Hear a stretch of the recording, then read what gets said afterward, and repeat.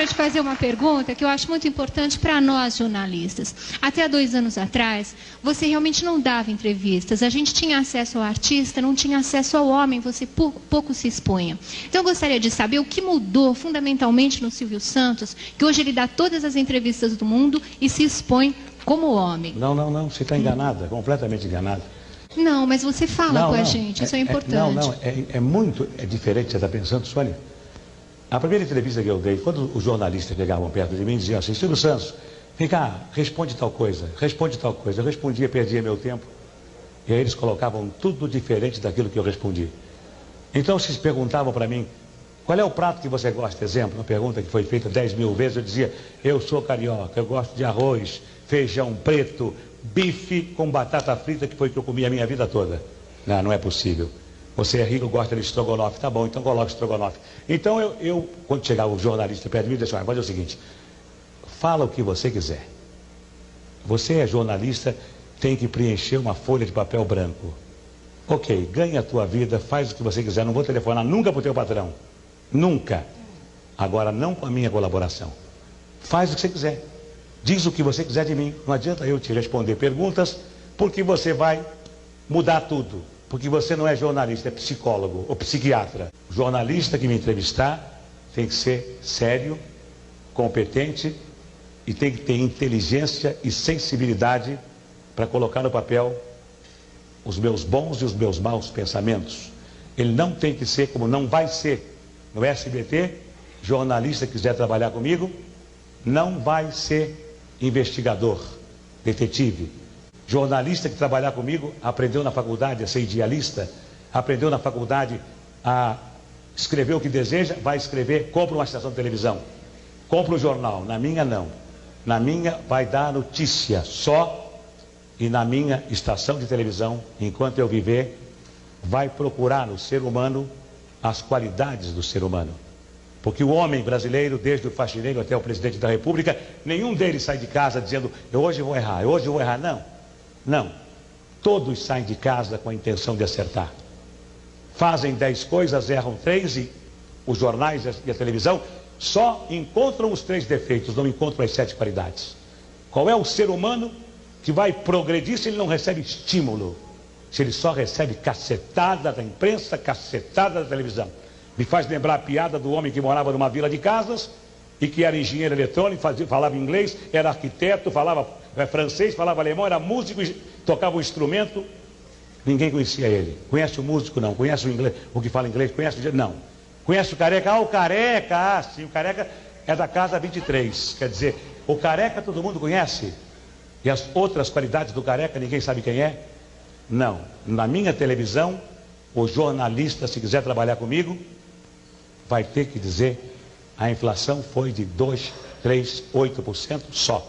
Não vai dizer assim, a inflação esse mês foi de 8%. Que coisa, não. Que coisa, não. E dá a notícia só. E se ele puder elogiar, elogie. Faça como a imprensa americana.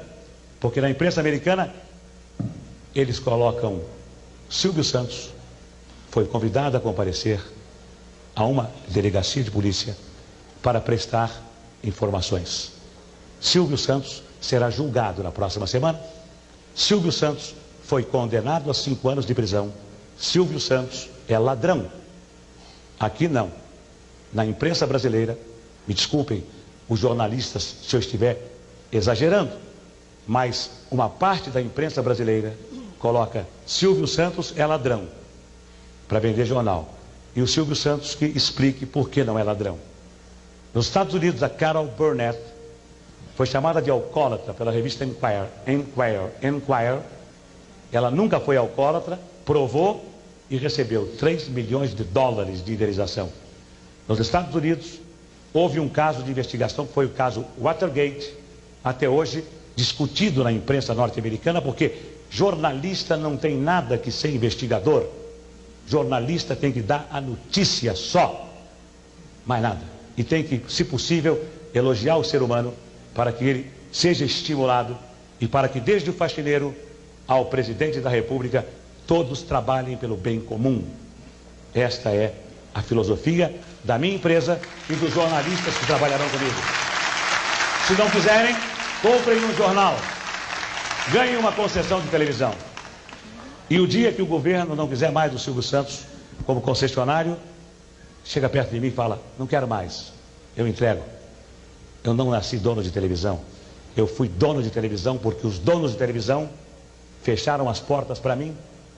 E eu então, quando se fecha uma porta, Deus abre uma janela. Fui obrigado a ser dono de televisão, a comprar 50% de ações. Eu não nasci dono de televisão, nasci animador de programas. Continuaria sendo animador de programas se os homens não fossem tão vaidosos, tão poderosos.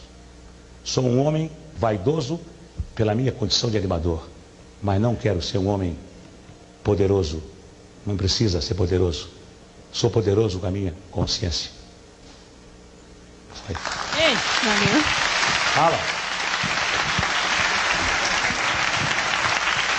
Silvio, por que você sempre foi vitorioso nessas tuas mumunhas?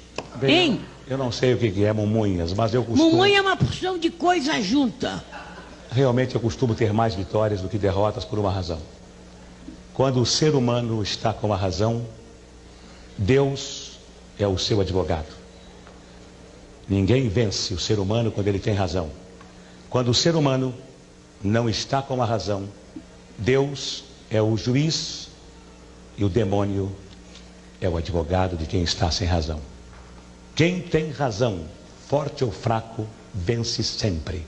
O bem sempre vence o mal. O mal vence por alguns minutos, por algum tempo, mas o bem sempre vence o mal. E não teríamos razão para viver. Mesmo que esta vida termine no pó, não teríamos nenhuma razão para viver se o mal vencesse o bem. Nelson Rubens não perguntou nada. Nem quer saber a cor da minha cueca. Não, eu perguntei. Eu queria saber como é que a gente ganha tanto dinheiro, Silvio Santos. Trabalhando. Trabalhando? Trabalhando e fazendo o seguinte, acreditando naquela frase que algum filósofo disse uma vez num livro, ganha dinheiro com 10% de inspiração e 90% de transpiração. Só.